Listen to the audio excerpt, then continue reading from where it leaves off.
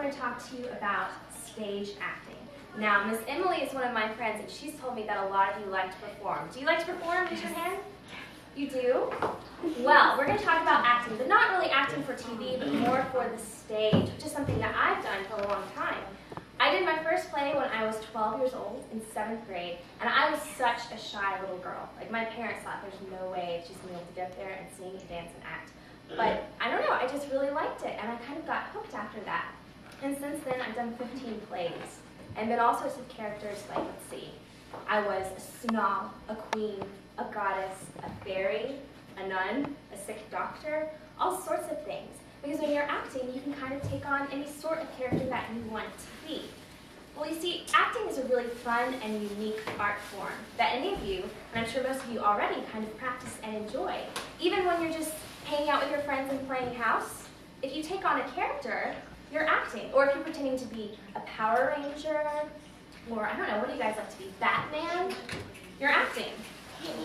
So in order to help you get a better idea of what it means to be an actor or an actress, we're going to discuss how unique this particular art form is. And we're also going to talk about some of the basic tools of acting so that maybe you can think about some of these things the next time you're putting on a show for Miss Emily.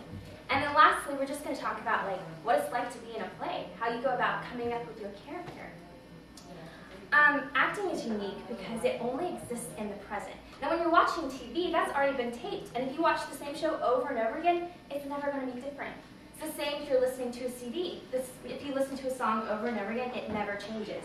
But because acting is live, like I'm up here in front of you acting, you know, the next night I might not be feeling so well, or I might just decide to say my lines a little bit differently, so it can change from night to night. And there's also a really interesting connection between you as the artist and the audience.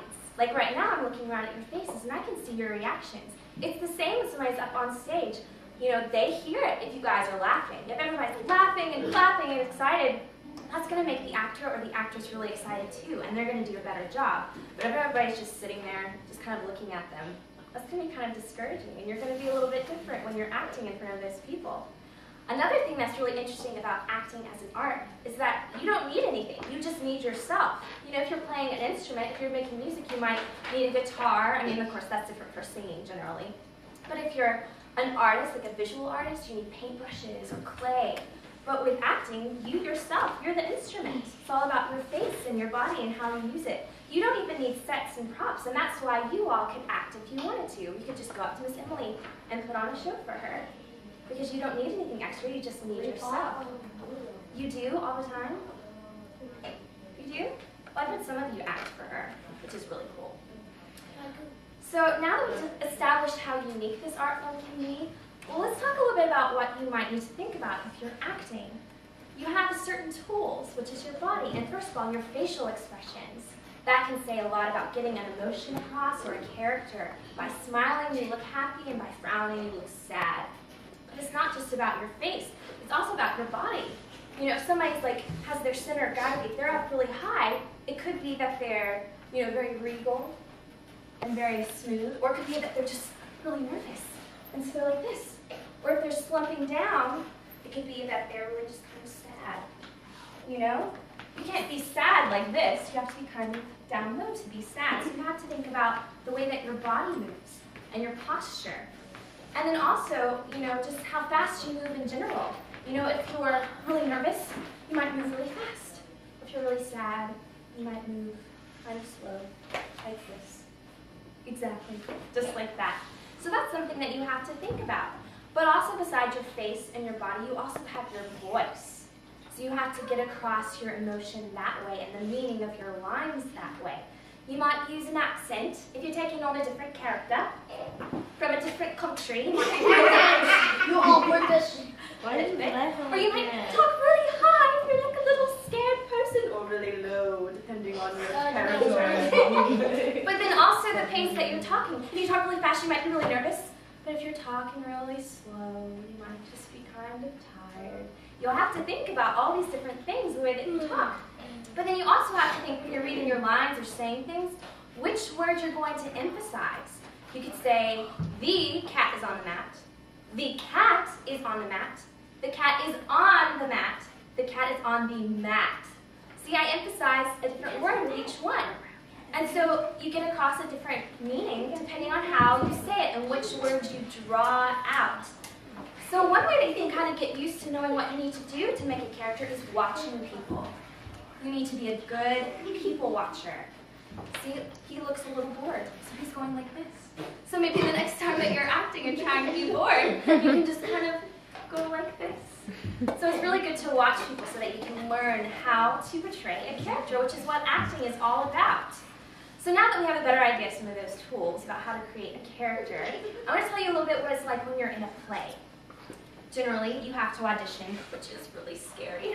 It's really nerve-wracking. It's the worst part, if you ask me. Yeah? I've been in a couple of plays. Have you? That's awesome. Well, maybe you'll know what I'm talking about. Cool. You audition, and then if the director likes you or if they think you're right for the part, she'll assign you a part. So the first thing when you're starting to get ready for the play, you'll all sit down and read through the entire play. So you kind of know what's going to happen, you know the plot, what happens when. And then you start rehearsing. And the first rehearsal is a blocking rehearsal. Blocking, that's an important word. That's all about, the director will tell you where to move. So they'll say, okay, at this line, I would like you to walk stage right and stop. And then walk over to this chair and sit down. So you just have to write down constantly what you're supposed to do. So that when you come to the next rehearsal, you can also read your lines, but you also know where you're supposed to go around the stage. At what time? It's almost like dancing. You have to know where you're supposed to be. Well then, as you kind of go through the process a little bit more, you start focusing a bit more on your lines, like how are you going to say them? Should I be angry when I say this? Should I be happy? You have to kind of get into the mind of the character and say, well, what is this person feeling? Why did they just say what they said? And your director helps you a lot with that. They help you understand the meaning of the play. Well, as you get further and further along, you have to put down your script, you have to memorize your lines, and say them all by memory, which is kind of hard. But it helps you because then you're able to do more with your hands and your body and kind of figure out how you're going to be acting the rest of the play. And then right before it's time for the play to happen, you start having dress rehearsals. And this is my favorite part because you get to put on your costumes, your makeup. Even boys sometimes have to wear makeup so that they don't look white or, sickly or something like that.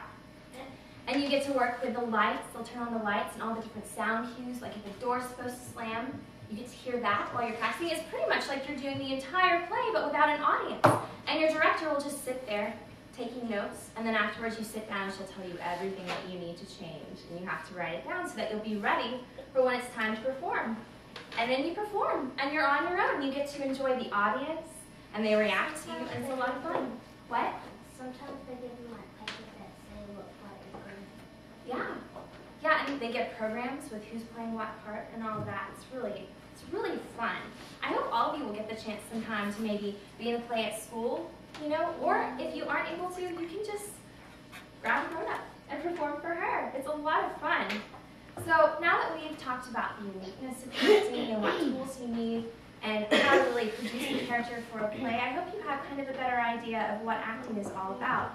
I hope you better understand it and maybe think about these things when you're putting on shows or just even playing with your friends. Or maybe you can just start watching people and say, that's what he does when he's tired or when he's excited. Well, thanks guys for listening. Do you have any questions?